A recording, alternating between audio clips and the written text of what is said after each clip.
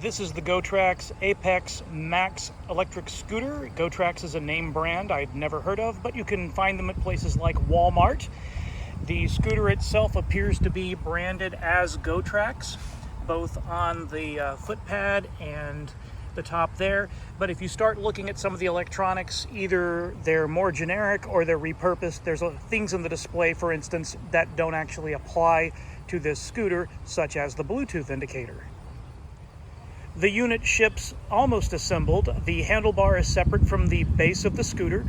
To assemble, all you had to do is connect a wire that comes out of the handlebars to a wire that comes out of the stem. And then you had to run the brake cable down a little groove here. And once you did that, you fastened 2 screws and it was assembled. You just needed to air up the tires and charge it. The charging part is at the base, little rubber flap over there. There is an external charger with a light on it. You plug the barrel connector in all the way and plug it in. The light will be red while it's charging. It goes green when it is fully charged. Something to point out, if you don't have the barrel connector plugged all the way in, you will get a green light. In fact, if it's not plugged up to anything, you'll get a green light. So the first time I used it, I didn't realize that. I plugged it in, powered it up, it said green. I waited a while, it still said green, and I thought I was good to go. That was not a full charge, and it only gave me about 8 miles, which is about half of what this is rated. The only thing I can comment is the little rubber stopper doesn't really stick in very well, but as long as you're not getting water in it, I guess that's fine. On the handlebar, there's a throttle control on the right, there's a bell on the left, and a left brake handle, which controls the rear wheel brake. The scooter locks in the upright position with this and a pull pin. To get it to collapse, you kind of have to pull this back and this at the same time. It's a little tricky, especially if I'm holding a camera with one hand. When you collapse it, the handlebar area will clip under this little tab right here on the rear wheel. And if you want to put it upright, all you do is you press down on this to release it and lift the handlebar. It has a built-in kickstand, and the unit itself weighs about 32 pounds, so it's about as heavy as 4 gallons of milk. When it's collapsed, you can grab it and carry it pretty easily up and down stairs, load it into a car. Again, about the weight of 4 gallons of milk. The throttle doesn't do anything unless the scooter is already moving, so you have to give it a couple of kicks to get it rolling, and then the throttle kicks in. And if you'll notice, it mentions cruise control. If you have the throttle held down for about 10 seconds, cruise control comes on, and then it will keep going at that speed.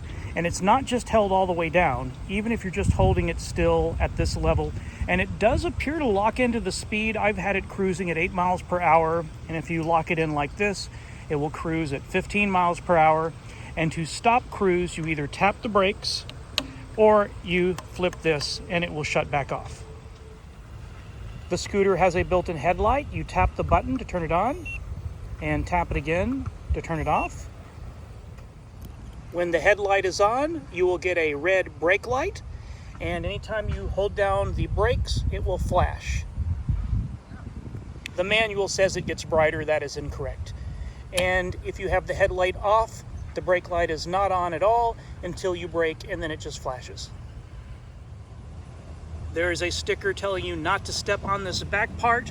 However, if there was an emergency and you absolutely had to stop, you can apply pressure at the very back until it rubs against the wheels and use that as emergency brake. I hope that you don't ever have to do that. There's not much else to it. You're supposed to be able to get about 15 miles on a charge. Again, that would be on a flat surface with a relatively light rider. It does have a maximum weight of over 250 pounds it can handle. And if you put that much weight on it and tried to go up some hills, it probably wouldn't go as far. In my riding, 2% increase, a 2% grade of a hill, it handles that just fine. When it gets up to about 5% angle, it will start slowing down and it has trouble over that. So if you have flat surfaces, the smaller motor in this lightweight scooter is great, but there are some hills in my neighborhood that are roads that I just cannot go on this scooter. It's just not powerful enough. This is more of a commuter scooter around sidewalks and flat surfaces. I've only been using it this week. I ran the first battery down at about 8 miles because it was not fully charged. And my written review will have more details about how it works once it is fully charged, which is what I'm out here doing today. Thanks for watching.